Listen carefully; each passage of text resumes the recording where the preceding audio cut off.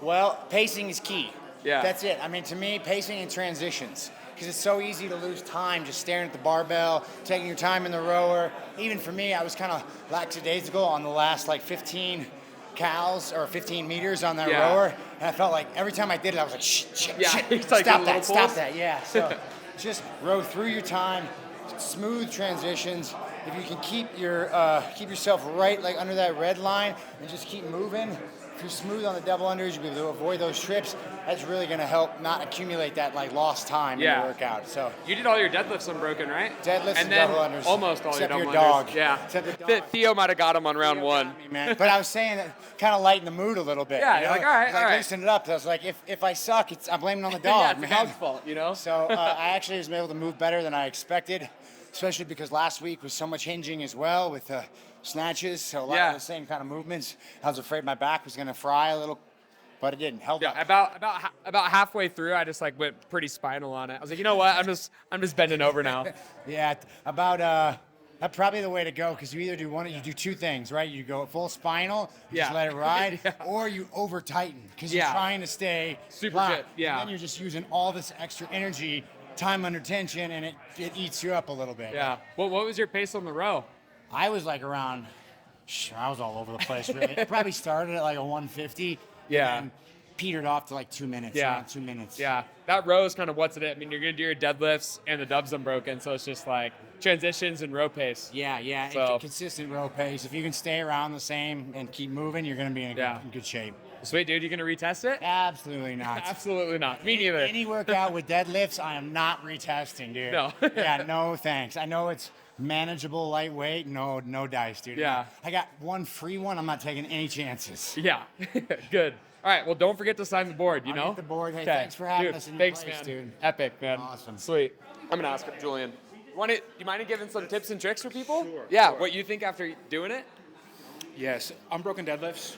If you're gonna break, one break at the most, and then double unders. Don't get overwhelmed if you start messing up, because for most people, the row is going to be what gets uncomfortable. Yeah. Most of us are used to a 250 meter row, so that extra 50 meters really starts to get with you, and like it could throw off your pacing. So just keep that in mind. Don't come out hot. Keep this in the minute to minute 20 range. Stay few sets as possible on the next stations. What I would do going into, like, once I hit round 5 and on, took a breath to compose myself before I started the double unders. So that way, again, it's not one there. It's getting back to a rower. It all depends on where you're at too, but staying composed on the double unders, keep a pacing on the rower. Once you get to like the 5th, 6th round and you're settled into a pace, then start making adjustments the last 5 minutes of the workout.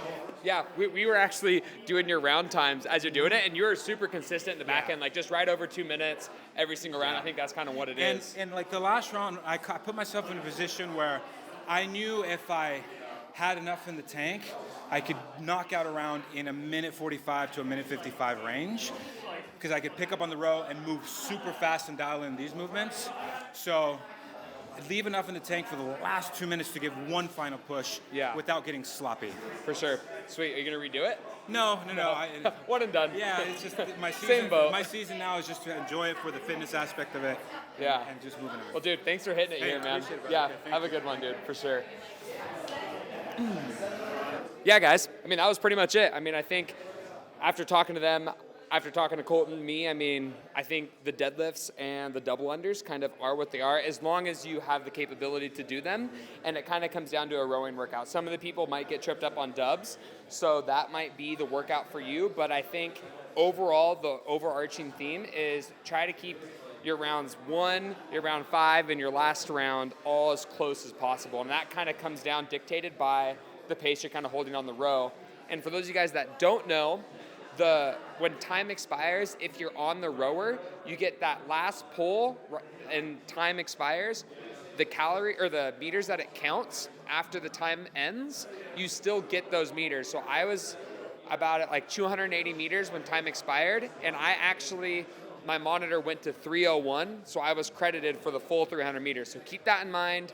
If you guys are out there and you guys are finishing on the row, make sure you guys are finishing really strong all the way up until the last second, so your rower will count every single cal. Other than that, for those of you guys that are trying to go really fast, I think what you can really make up time on is obviously, like I said, number one is row pace, and number two is transition. So obviously what we did in the open announcement probably isn't the most ideal setup for transitions, but if you guys are really trying to put up the best time possible, mess around with some of your transitions in the warm-ups, going from your rower to deadlifts to double unders and making those as efficient as possible, smooth transitions in and out of the rower, and making sure when you guys do your double unders to set it down nice and neatly. You don't want to be picking up your rope and having to untangle it. So other than that, it's a long workout, pace it properly and have fun with it. So that's about it.